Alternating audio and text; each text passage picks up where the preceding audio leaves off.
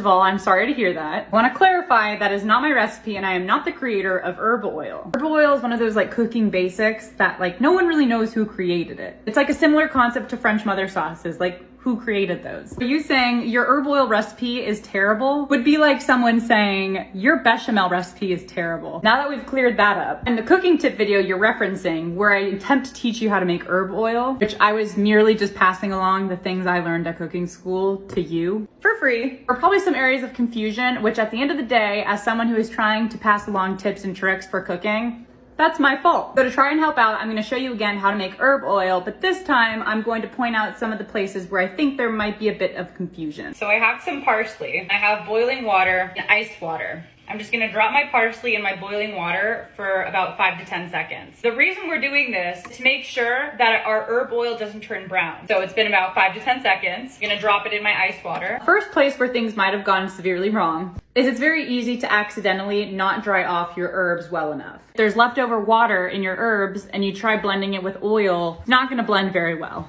Because as we all know, water and oil don't mix. Number 2, again, you wanna make sure your blender is completely dry.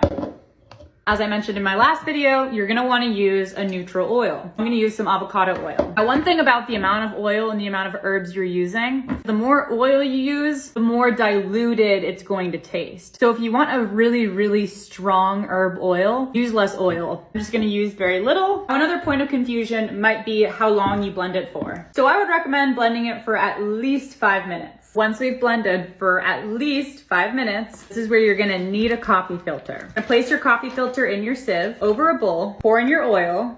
It'll look like this. And I have a feeling this is where there might have been a bit of a miscommunication. What I probably should have included is the fact that this process takes a very, very, very long time.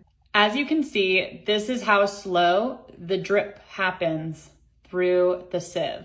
It does require a lot of patience. In full transparency, it has been probably about 25 minutes, and this is the status of my herb oil. And that's all I have right now to show. So if you plan on making herb oil for some sort of special occasion, do it the day before.